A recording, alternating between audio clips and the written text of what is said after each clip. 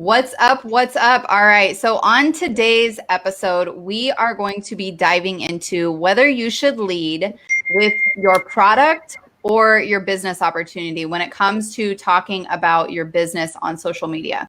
And on today's episode, we're doing things a little bit different. While we're recording this, we are also streaming live to Facebook. So, we're going to take a second. We're going to check in with everyone on Facebook, say what's up.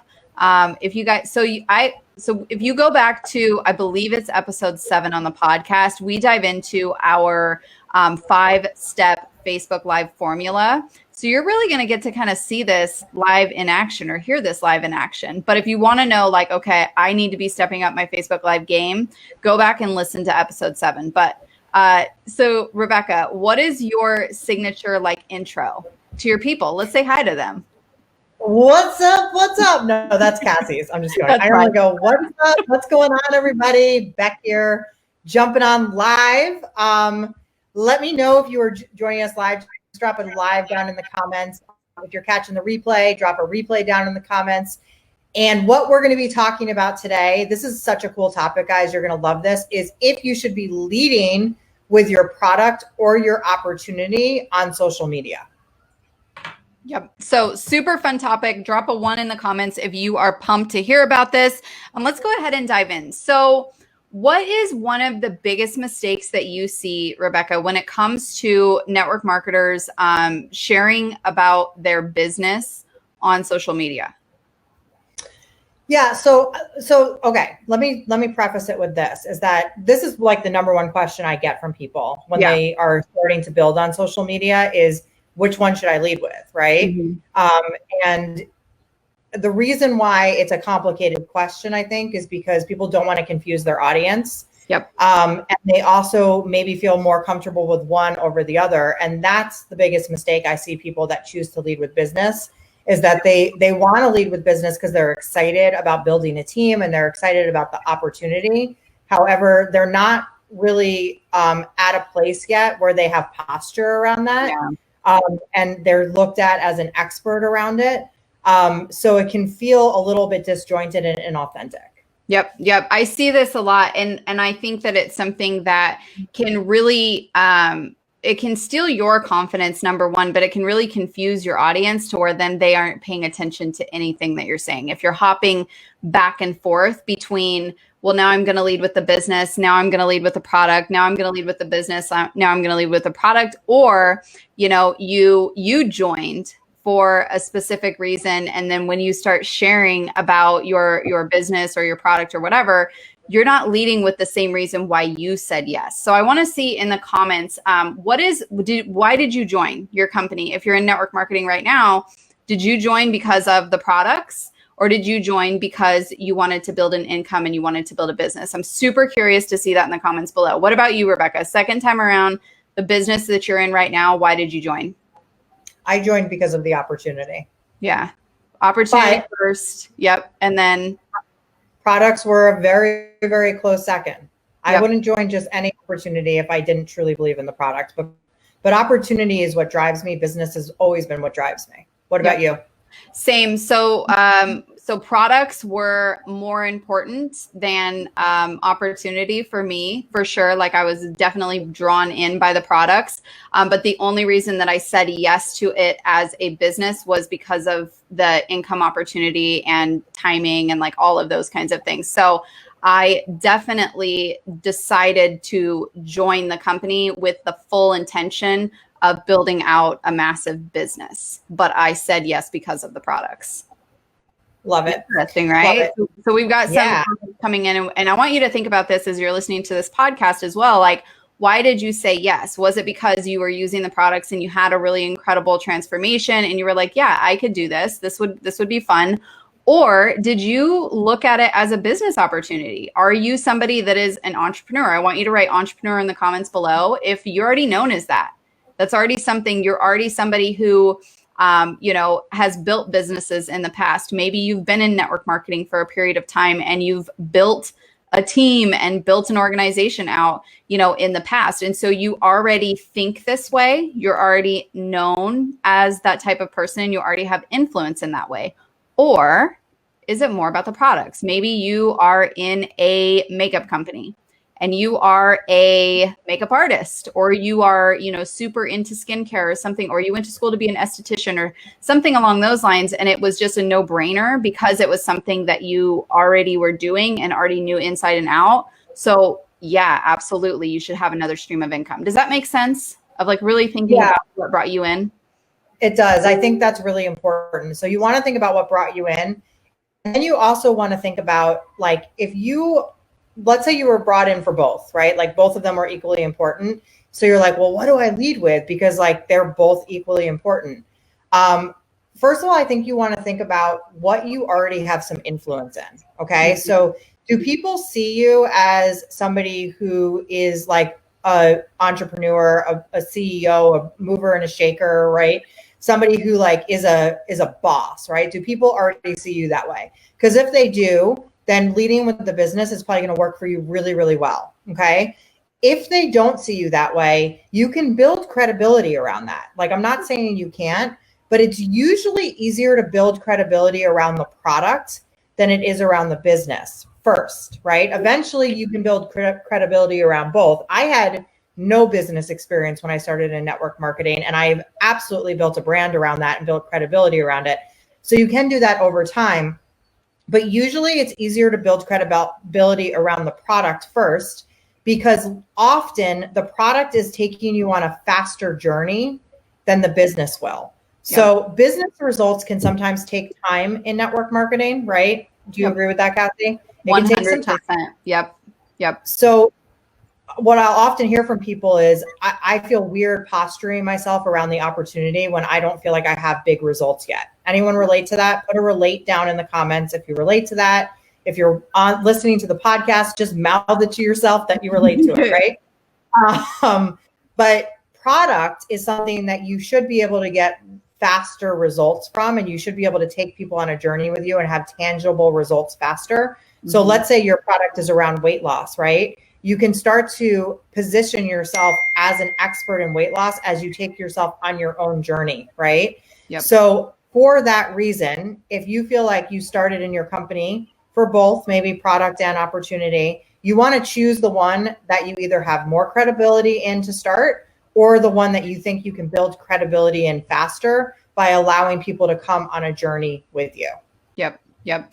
You guys, this is going to be really good because we're going to give you some ninja hacks on how to really show up confidently and with incredible posture to really help you get accelerated results using social media and sharing from your business. So the one thing, if you are going to lead with the products, it's really, really important to posture yourself in a certain way. So what we kind of want to talk about is like deciding, okay, I'm going to lead with the products or I'm going to lead with the business, right? Which area, and we want you to write this in the comments. So which area do you already have influence with? And do you feel is going to be a faster path for you to be able to gain that know, like, and trust and get people to say yes? So write that in the comments if it's products or if it's business. If you're listening to this on the podcast, same thing. I want you to like pick a side, pick one or the other. And we're going to ask you to stick with this for, I'm going to say 120 days. What do you think, Rebecca? I like 120 days. I was going to say like 6 months. Yeah. I mean, 6 months is solid. If you can pick one and stick with that for 6 months, you will build a massive business. You're going to build credibility around business if you don't have that already. And this is really going to help you build that solid foundation to build out a really, really, really long-term business wherever you're at. So we've got a lot of you guys saying products. Awesome. So this is going to be really valuable for you. Okay. So you're going to pick your niche, right? You're going to pick your niche of either business or products, and then you're going to pick a few sub niches. So we recommend 3 sub niches. So you're going to think of this as like a thought bubble. Those of you guys that are watching this on the live, you're going to get a visual, but you're going to think of your niche as like a bigger, right? And you're going to write like whatever your product is. If your product is hair care, I want you to write your product in the comments below, whatever your product is. If it's hair care, if it's makeup, if it's skincare, if it's clothes, if it's health and wellness, right? Like what type of health and wellness? Is it weight loss? Is it brain health? Is it mental wellness? Is it longevity, right? So pick your niche of either products or business. right? If you are using business, then network marketing, right? Residual income, passive income, work from home, like whatever you decide to do, that's going to be your niche. And then you're going to want to think of visually, right? So if you're write this down, take notes, that'll be really helpful for you. You've got your big bubble, and then you're going to draw 3 little lines and draw 3 little circles underneath of that. And those are going to be your sub niches. And let's talk about what those sub niches are going to include. Rebecca. Yeah. So this is, I think, a really fun part, because this is where like your unique personality and your unique interests come in. So let's say that you chose, I see a lot of people saying product, right? So let's say you chose product as your main niche. So your sub niche could be business, right? Like one of your 3 sub niches could be business. It's not like you're never going to talk about business, right? You're just choosing what you're going to lead with. Yep. So a sub niche could be business, and then you're going to pick 2 other sub niches that align with who you are, right? So let's say that like Cassie's a horse girl, right? Cassie, you love your horses. I don't like horses. I'm not a horse girl. So one of Cassie's sub niches could be equestrian stuff, right? See, I got the lingo. And then a third sub niche for Cassie, because she's a mom and she has 2 little girls, could be like kids hacks, let's say, right? So her main thing that she's focusing on is product. And then her 3 sub niches are business, equestrian, and kids hacks. Okay. Yep. So this is what her content for social media is going to be based around. So 80% of her content is going to be around her niche. And then I would say about 20% of her content is going to include her 3 sub niches. Yep. So you want business to be one of those sub niches. Same thing. If you are leading with the business opportunity, you also joined because of the products, right? I hope you did. I hope that the products matter because you're selling them and you're recommending them to people, and just the way that network marketing works. I mean, it's very much a relationship business, and it's very much about transformation in one way or another. So if you're leading with the business opportunity, then one of your sub niches is going to be your products, right? So whatever that is, again, so if it's skincare, if it's makeup, if it's mental wellness, if it's gut health, if it's, weight loss, whatever that is, that's going to be one of your sub niches because that's what you're partnered with, right? So when you are leading with the products, we're going to give you some ninja hacks here around your language and how to posture yourself because here's the problem. And this is why I think I see people bounce back and forth. If you know how to really grow your income with network marketing, with most businesses, if you're really searching for passive income and residual income, I want you to write residual in the comments below. So Rebecca, was there like an ultimate dream for you when you said yes to network marketing? Was there something that you thought that business model was going to give to you, like around the income potential? And what was that for you? For me, it was true freedom. Yeah. And not just for myself, but for my whole family. So including getting my husband out of his corporate job.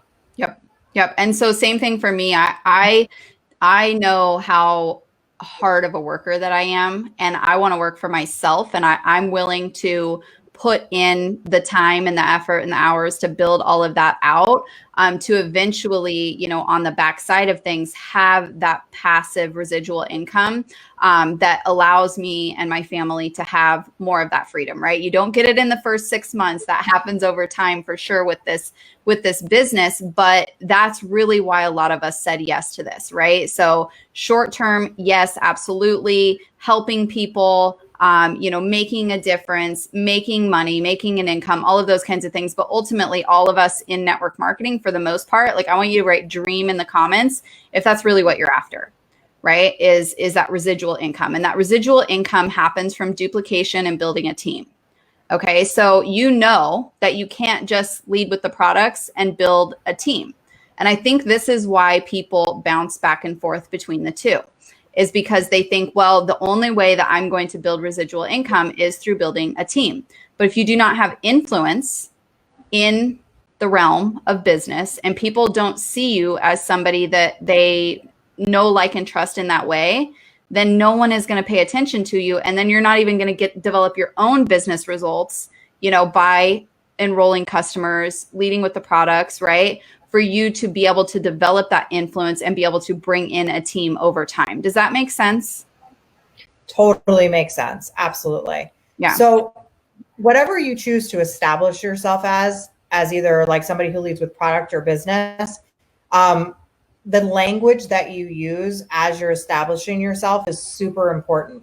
So, and this goes back to one of my favorite topics, which I actually talked about earlier this week on one of my live videos, which is stop apologizing for being in network marketing, right? Yes. Like if you're for real about this, then this is not a hobby. Okay. Right. Like it could be part-time for you right now, but that doesn't mean it's a hobby. If you're for real about this, then be a professional. Mm-hmm. And you want to start, like Cassie, you're great at this. If you're leading with the products, what are some words that you want to start using in your posts, even if you're not an expert yet, even if you're just taking people on your journey? How can you start to position yourself as an authority? Yeah. So this is something that we're just gonna lay it out there. Can be a stigma around network marketing. And so if you're leading with the products, for me, if I'm leading with the products, I immediately know that I do not want to, because I can position myself as a wellness coach and, I'm doing this detox program and come and work with me. And this is all of the stuff that you're going to get. Oh yeah, by the way, the products are from this company. You can attract people in that way, but then once they find out that you're partnered with a network marketing company, they're just flat out is going to be a certain amount of people that their guard immediately goes up and they want nothing to do with it because it's network marketing.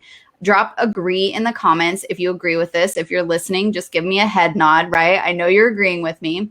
And so something that you can do with your language and with your content is position yourself of like, heck yeah, I'm partnered with a network marketing company. I love these products. I'm building a team. I'm working with clients, right? I'm a professional. This is a professional thing. Why wouldn't I be in network marketing? Everyone that's cool is in network marketing. Smart business people are in network marketing. Literally everyone, any influencer that you look at in today's day and age, like, so many of them have massive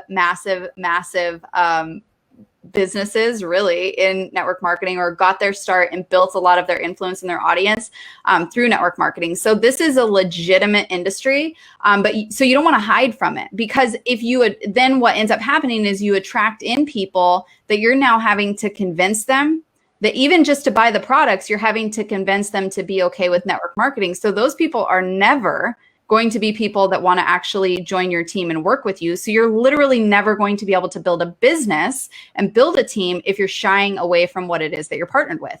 So using language like team training, right? I'm getting on my team training this week, or putting together a workbook for my clients, right? And talking about your business, talking about your customers that you work with, talking about your team that you're building, and really just positioning yourself as an authority, and that you're not shying away from the fact that you're in network marketing. Yeah. And I think remember that nobody knows the company that you're with and the names of the products and the lingo Right. that you use within your company, right? So when you get on social media and you're like, yeah, like Thrive Life, right? Like Yeah. you're in Thrive or whatever. I don't know. Like Yeah. you see things like that, and I'm like, I don't even know what that means. Like that's your exclusive community language.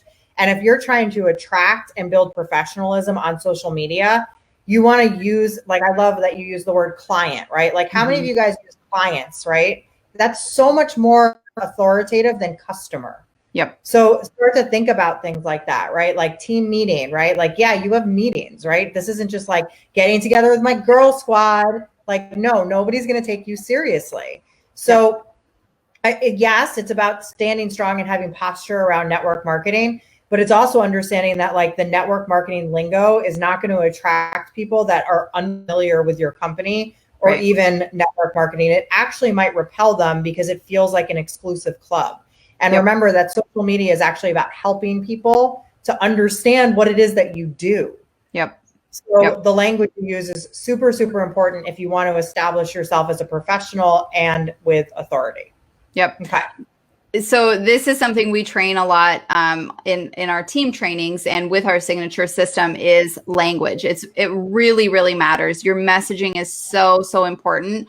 And even just one little shift, right? Going from customer to client, right? Going from having a messenger conversation to doing a consultation, right? I'm doing 5 consultations today to see, you know, whether or not these are going to be good clients for my program or whatever, you know, it is that you're doing. But just those little shifts and those little pivots will help you stand out with more authority. And just clarify more with your audience, like what it is that you're doing. And the reason especially when you're leading with the products, why you want to position yourself in that way is that there will be people that are watching you that maybe are similar to you. And maybe what they're looking for a business opportunity, but they're really drawn to the products in the same way that you were drawn to the products.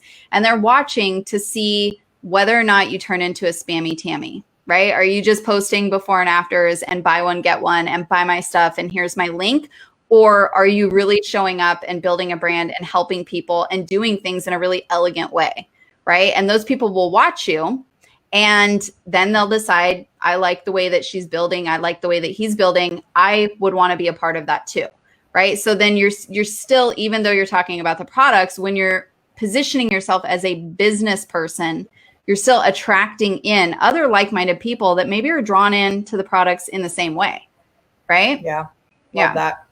All right, good stuff. So we want to give you, before we close out today, a couple ideas about how you can start sharing some of your sub-niches, because your sub-niches are probably, especially if business is one of your sub-niches, right? If you're leading with products and business is a sub-niche because you want to be able to lead with that eventually and you want to get stronger in that, but it still feels awkward. Mm-hmm. We're going to give you some ideas for how to do that. So I would put a lot of your sub-niche content into your stories, right? Mm-hmm. So your Facebook and Instagram stories, you guys know what those are. So start working some of that stuff into your daily stories, because that's a great way to be able to get comfortable with talking about it, to help people start to see you as an authority in those areas, to understand that you're at least on a journey in those areas, right? But it's not what you're leading with. So it disappears after 24 hours. So if it sucks, it's not a big deal, right? Yeah. If it feels awkward, it's not a big deal. But people are going to start to see the kind of behind the scenes of what's happening in this business where you have clients and you're helping people and you're sharing client testimonials and things like that. They're going to start to see the background of what that looks like through your stories. So lead with your content on your feed, mostly with your main niche. You're going to mix in your other stuff, obviously, as well. And then use your stories to start sharing some of that sub-niche stuff and start building credibility in those areas. Yep. I love that. All right, guys. So here's the deal. Final thoughts. This is really, really important. And the biggest thing is just pick one, right? There is no wrong way to build. I initially started off, I led with the products, right? I was I still am very passionate about the products in the company that I'm partnered with. I also am extremely passionate about marketing. It's hard to pick, honestly, which one I'm more passionate about and which one I have more influence with. For me, I feel like it's pretty equal, honestly. So there isn't necessarily like a right or a wrong answer, but you have to pick one. Right? Because otherwise it's going to be very confusing. You're going to get confused. You're going to get lost and you're going to keep bouncing back and forth, back and forth, back and forth. There isn't a wrong way to do this. Go with where you have the most influence. That first and foremost, especially if you're wanting to build a team, you've got to develop results for yourself. And I do think that leading with the business right off the bat, if you are not already somebody that has credibility in that way, you know, you're going to need to build that credibility through getting results in your own business first and then pivoting and talking about the business or leading with the business, right? Do you agree with that, Rebecca? I really do. And I think it's a really good point. And I love that you said pick one, because if you want to build momentum around an offer, which is essentially what network marketing is, right? Like you have a brand and you have an offer within that brand. Yep. So if you want to build momentum about an offer, no marketer is going to tell you to have 16 offers at the same time, right? It's going to confuse your audience. Mm-hmm. So you want to pick one offer. So it's your product or your opportunity. And the other one can be in the background and be weaved in and you can talk about it, but you don't want to lead with both because you're going to confuse your audience. Yep. Yep. If you're leading with the business, then, you can have those one-on-one product conversations behind the scenes, right? If you're leading with the products, you can have those one-on-one, business conversations behind the scenes, or sprinkle them into your stories, or just kind of here and there, but pick one. And we're really going to stand firm in this. And what I want you to do is, I want you to, if you're watching this live, I want you to write challenge accepted in the comments if you are going to accept the challenge of picking one and sticking with it for 6 months, right? Trust us on this. That's how you develop influence and authority, and you get momentum in your business. This could be one of the most important things that you hear from either one of us right now for the ultimate success of your business, right? Same thing for your team, same thing for your downlines. Pick one and focus on that for 6 months and build momentum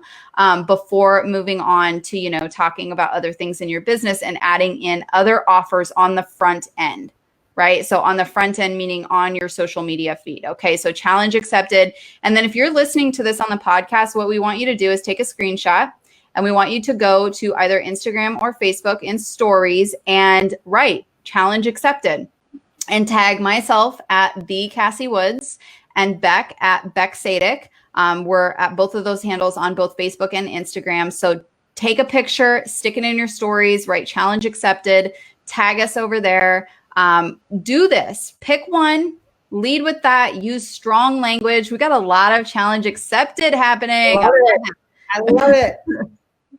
Love it. All right, guys. Well, we look forward to hearing from you. And the way I always end a live video, I'm going to do right here, is drop a value down in the comments.